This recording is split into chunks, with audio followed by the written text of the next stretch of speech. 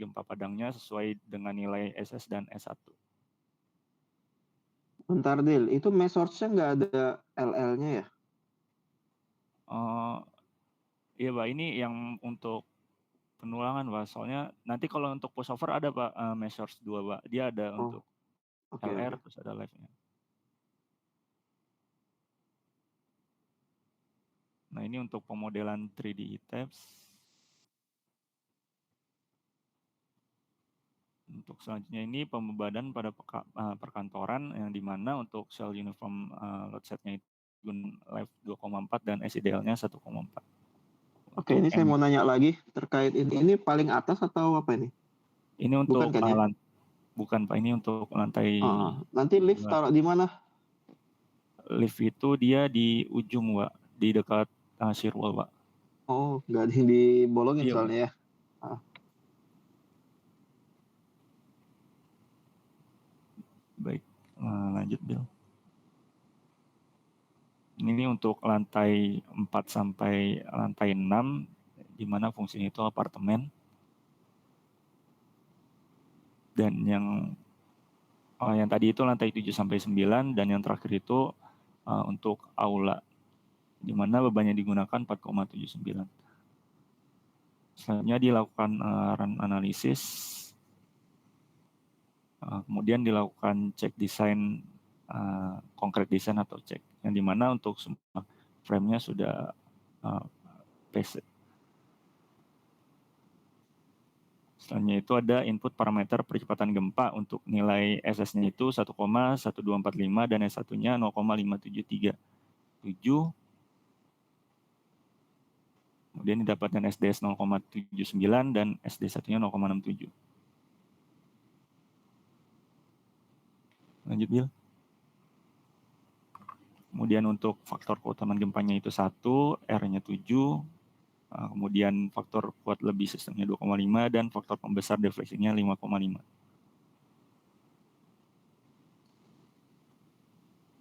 Nah, berdasarkan parameter tadi, sehingga didapatkan nilai periode hasil arah X dan arah Y-nya itu 0,89 dan 0,876, yang dimana nilainya itu didapatkan dari e-tabs. Nah, ini untuk bentuk dan jumlah ragam untuk periode pertama dan periode kedua yang tadi sudah didapatkan, yang mana sudah memenuhi untuk mode 1 dan 2 itu translasi, dan mode ketiganya rotasi. Kemudian ini untuk berat seismik efektifnya sendiri atau geser dasar seismik itu didapat dari kumulatif dari lantai 2 sampai aula. Untuk penyekalan gempa pada perhitungan Excel. Nah, sehingga didapatkan untuk faktor skalanya itu sebesar 2096 untuk arah X dan 2094 untuk arah Y. Nah, kemudian dilakukan penyekalan pada e-tabs, di mana nilainya itu sudah sama untuk statik dan spektrum.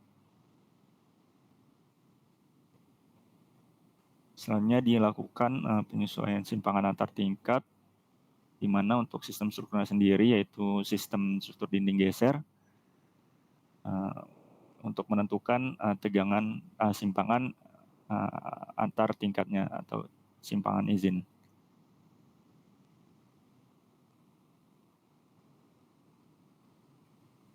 Nah, dari hasil e-tabs didapatkan berupa displacement yang berada pada tabel di bawah.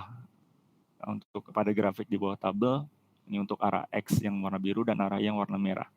Kemudian untuk yang grafik di sebelah kanan tabel itu adalah grafik inelastic drift-nya, di mana untuk hasilnya itu sudah memenuhi syarat, yaitu masih di bawah drift limit. Kemudian untuk pengaruh P delta, datanya masih berasal dari inelastic drift sebelumnya. Kemudian diambil nilai story forces dari e-tabs. Kemudian dilakukan penyesuaian terhadap batas pengaruh P delta, di mana harus di bawah 0,0909. Yang dimana semua nilainya itu masih di bawah batas tersebut. Untuk selanjutnya itu ada pengecekan sistem ganda, yang dimana untuk persentase RAX untuk shear wall-nya sendiri dia sebesar 74,53 dan 73,92, yang dimana nilainya tersebut masih di bawah 75%, sehingga shear wall yang digunakan sudah efektif. Untuk selanjutnya itu ada analisis pushover. Yang pertama itu ada define load case pushover-nya sendiri yang tadi sudah dilakukan, yang dimana terdapat push arah X dan push arah Y dengan pengaturan load case type-nya itu non-linear static. Dengan measures yang digunakan itu measures yang baru dengan tambahan live 0,25 dan live roof-nya 0,25.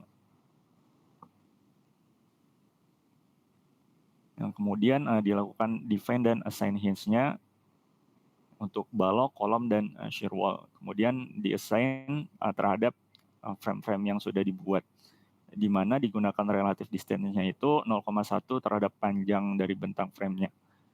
Kemudian setelah di-assign akan muncul bintik-bintik hitam seperti pada gambar di bawah kanan ketika sudah di-hinge. Untuk selanjutnya itu dilakukan run analysis. Nah, setelah di-run nanti akan muncul beberapa bintik berwarna, semisal kita lakukan start animation-nya, di mana di kasus kami ini terdapat 4 step. Nah, untuk step keempat ini dia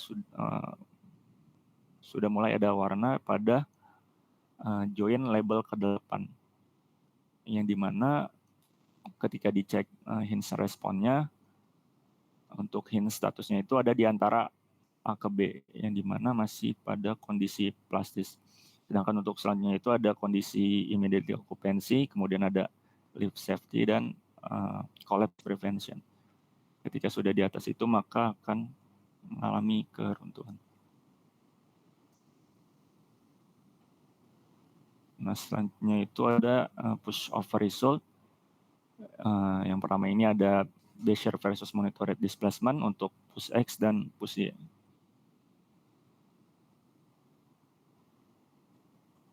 Nah, untuk selanjutnya itu ada capacity spectrum method dengan aturan dari FEMA 440, yang dimana untuk kapasitas spektrum demand-nya itu melebihi dari kapasitas gedungnya, sehingga dia tidak terdapat performance point. Nah, begitu. Nah, kemudian untuk yang displacement coefficient method atau DCM yang berasal dari ASCE 4113, nah dia didapatkan grafik sebagai berikut.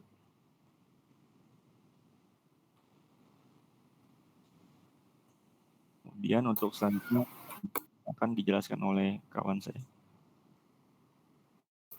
Baik, untuk penulangan struktur bisa dilanjut.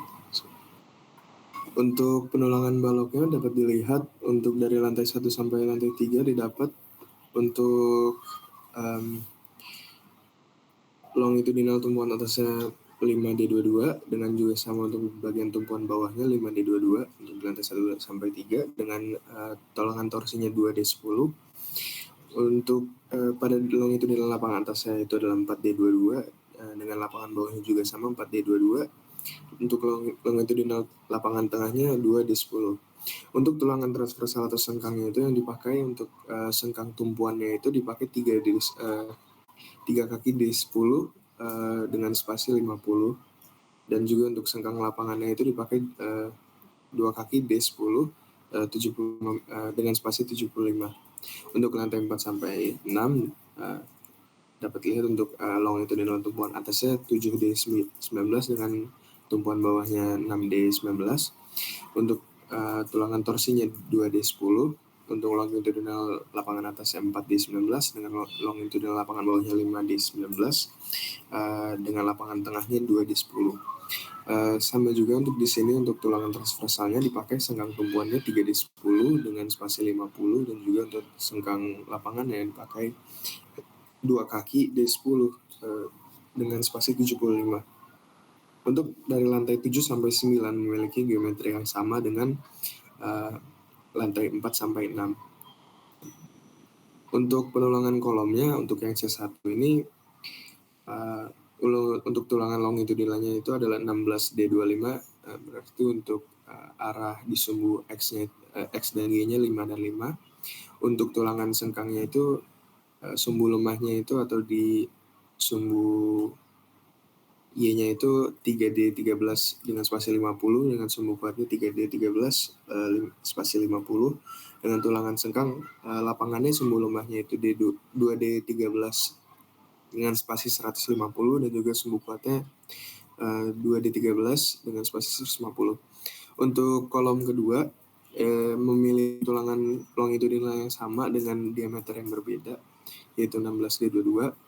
Untuk dengan tulangan sengkang tumpuan dan tulangan lapangan yang sama dengan kolom C1. Untuk kolom C3 sama dengan kolom C2 dan C1 untuk pada sengkang tumpuan dan lapangannya, tetapi hanya berbeda pada tulangan longitudinalnya di mana jumlahnya masih sama tetapi memiliki diameter yang berbeda, yaitu diameter 19. Untuk penulangan platnya, untuk di lantai 1 sampai 4 pada tulangan bawah, tumpuan bawah ini memiliki tulangan D10 dengan spasi 250, dan juga untuk lapangan bawahnya ini ada D10 dengan spasi 200. Untuk di tulangan atasnya itu untuk tumpuan atas memiliki nilai tumpuan D10 dengan spasi 150, dan juga untuk D10 spasi 200 pada sumbu X-nya. Untuk lapangan atasnya pada sumbu X itu dipakai D10 dengan spasi 250 sama juga pada sumbu Y-nya. Untuk lantai 5 sampai 8 pada tulangan bawahnya, pada tumpuan bawahnya itu dipakai tulangan diameter 10 dengan spasi 250 pada 2 sumbu, dan pada lapangan bawahnya dipakai diameter 10 dengan spasi 200 untuk kedua sumbu. Untuk tulangan atasnya dipakai untuk tumpuan atasnya itu dipakai D10 dengan spasi 150 untuk sumbu Y, dan untuk sumbu X dipakai diameter 10 dengan spasi 200. Untuk lapangan atasnya dipakai diameter 10 dengan spasi 250 untuk kedua sumbu. Untuk penulangan lantai paling atas yaitu aula, dengan tulangan bawahnya itu yang dipakai untuk tumpuan bawahnya itu adalah diameter 10 dengan spasi 250 untuk kedua sumbu, dan juga untuk lapangan bawahnya itu untuk bagian untuk sumbu X-nya itu dipakai diameter 10 dengan spasi 250, di mana untuk sumbu Y-nya itu dipakai diameter 10 dengan spasi 200 pada sumbu Y-nya. Untuk tulangan atasnya dipakai D10 dengan spasi 100 pada tumpuan atas untuk kedua sumbu, dengan lapangan untuk tumpuan atas, dan untuk lapangan atasnya itu dipakai diameter 10 dengan jarak atau spasinya 250 untuk kedua sumbu. Untuk yang terakhir ada penulangan shear wall, di mana dapat dilihat untuk yang tulangan yang dipakai ini longitudinalnya jumlahnya 24 dengan diameter 32, dengan transversalnya 4 kaki diameter 13 dengan spasi 100. Untuk sejajar lebarnya dan untuk sejajar panjangnya juga sama. Untuk tulangan badannya yang dipakai longitudinalnya itu adalah 2 kaki dengan diameter 25 pada spasi 150, dan untuk transversalnya juga sama 2 kaki dengan diameter 16 pada spasi 150. Untuk confinement IBK atau sejajar lebarnya itu adalah bernilai 2 kaki diameter 13 dengan spasi 75 mm, dan juga untuk yang sejajar panjangnya 3 kaki diameter 13 dengan diameter 13 mm dengan spasi 75 mm. Untuk shear wall yang 2 dan 4-nya ini dapat dilihat bahwa bernilai sama untuk dari kebutuhan tulangannya, sehingga dengan itu dapat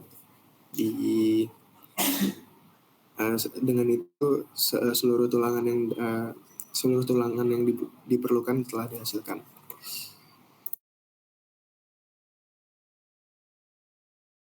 Untuk selanjutnya itu ada analisis beton terkekang. Nah, untuk beton terkekang sendiri, kami menggunakan software ekstrak atau fiber, yang dimana untuk analisis yang ditinjau itu pada bagian tumpuan untuk balok. Nah, ini untuk yang pertama itu ada section design template sesuai dari balok yang digunakan. Yang balok yang digunakan itu yang pertama ada balok 1 dengan dimensi 400x600 dengan cover 60 mili. Kemudian untuk tulangan atasnya 5 dan tulangan bawahnya juga 5. Nah, begitu juga dengan balok 2 dan balok 3 yang dimana ukurannya, karena ukuran dan tulangannya digunakan sama, maka dijadikan 1. Untuk selanjutnya itu ada define konkret pada balok 1. Untuk define-nya sendiri terdapat 2 bagian, yaitu unconfined concrete dan confined concrete. Di mana untuk beton yang digunakan sendiri itu dengan mutu atau FC 35 MPa pada hari ke-28. Kemudian untuk yield strength sendiri yang digunakan itu 0,014, kemudian untuk crushing strength yang digunakan itu 0,004, kemudian untuk spalling strength yang digunakan itu 0,006. Kemudian untuk kami untuk meninjau failure strength sehingga dimasukkan nilai 1. Untuk yang confined concrete-nya juga digunakan 30 MPa, di mana confined concrete strength-nya itu dihasilkan berdasarkan dari luasan core beton yang berada pada balok tersebut. Dil, saya agak potong dikit. Ini yang confined Iya, concrete, ini kok sampai 3000 mm ya? Ini gimana ini? Yang di Confined yang tengah ya, Pak?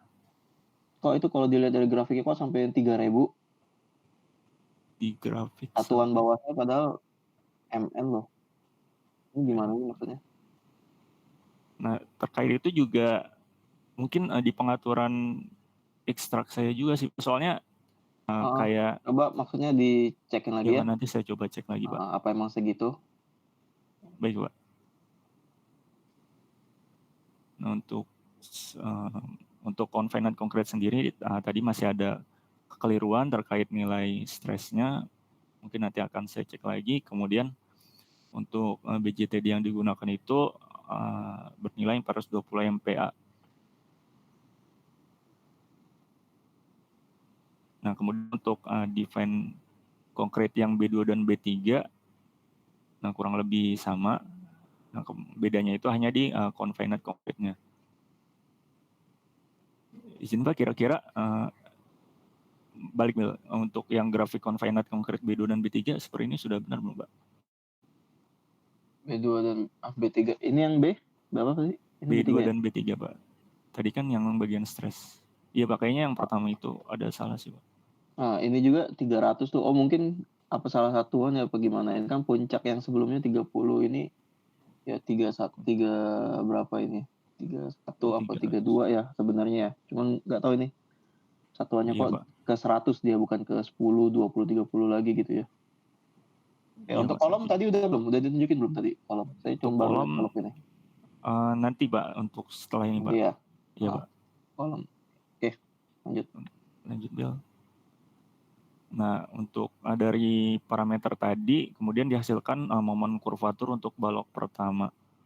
Yang dihasilkan itu seperti grafik di layar. Nah, kemudian untuk balok 2 dan B3, momen kurvaturnya seperti grafik di layar juga. Nah, untuk selanjutnya itu ada section design template pada kolom. Nah, untuk kolom sendiri ada 3 jenis. yaitu kolom K1, K2, dan K3 dengan ukuran 800, 700, dan 600. Untuk caranya sama, kita define dulu cover konkretnya, kemudian define kolom core-nya konkret, kemudian kita define longitudinal steel-nya pada masing-masing penampang kolom tersebut. Yang dimana untuk jumlah kaki yang digunakan itu berjumlah 3 arah X dan 3 arah Y. Nah, untuk kolom pertama dihasilkan diagram interaksi seperti pada gambar. Kemudian momen kurvatur juga seperti pada gambar. Kemudian untuk kolom kedua dihasilkan diagram interaksi seperti pada gambar dan momen kurvaturnya. Dan yang terakhir itu untuk kolom ketiga.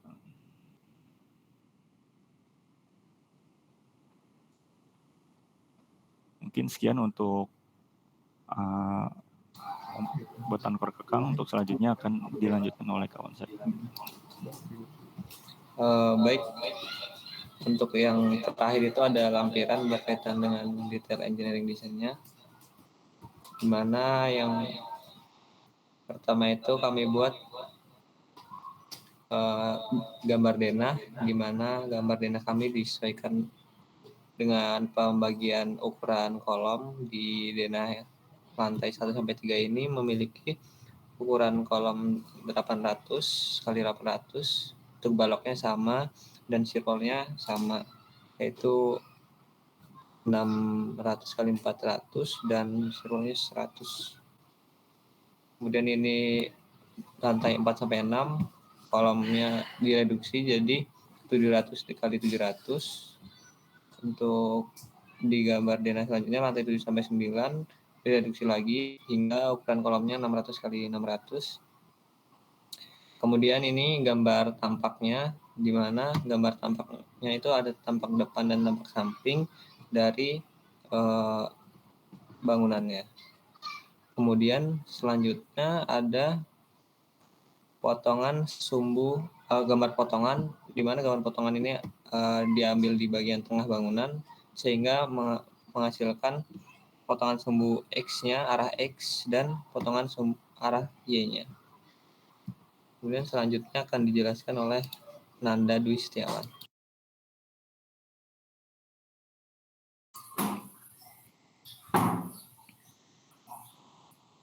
Baik, izin menjelaskan untuk ini adalah detail potongan melintang kolom. Untuk kolom yang pertama itu kolom untuk lantai 1 sampai lantai 3. Untuk ukuran kolom media 800. Di sini ada kolom tumpuan dan lapangan. Kemudian ada kolom lantai 4 sampai 6 dengan ukuran 700 kali 700. Selanjutnya ada kolom lantai 7 sampai 9 ukurannya 600 kali 600. Kemudian ada detail balok, untuk ukurannya itu sama 600 kali 400. Di setiap lantainya sama, yang membedakan hanya tulangannya.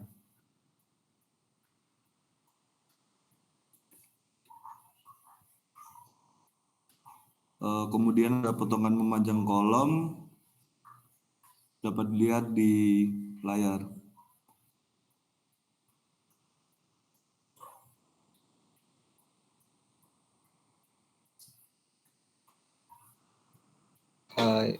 Izin Pak, mungkin terima kasih, cukup buat presentasi progres atau hasil dari pengerjaan kelompok 2A. Oke, dari kelompok 2 udah oke. Cuma nanti tadi saya lihat di pushover ya, khususnya pushover arah Y ya, benar ya Bilvi atau kelompoknya ya? Itu Iya, Pak. tidak mencapai ini ya, kapasitas. Ya. Iya, Pak. Nanti mungkin dicek lagi apakah kalian terdouble gitu, terlanjut, harusnya kan satu-satu ya, X dan Y. Mungkin kayak sisa dari X ke Y gitu, makanya nggak nyampe atau gimana ya. Itu perlu dicari tahu, karena kan bentuk gedungnya kan nggak selangsing itu juga, maksudnya bisa nggak nyampe kapasitas gitu ya. Oke. Mungkin kita Baik, itu ya udah lengkap ya, udah cukup lengkap, udah pakai ekstrak dan lain-lainnya itu. Mungkin teman-teman lain bisa membantu ya, mungkin untuk ke kelas lain pun bisa kalian bantu, terus secara nggak langsung, oke? Kita langsung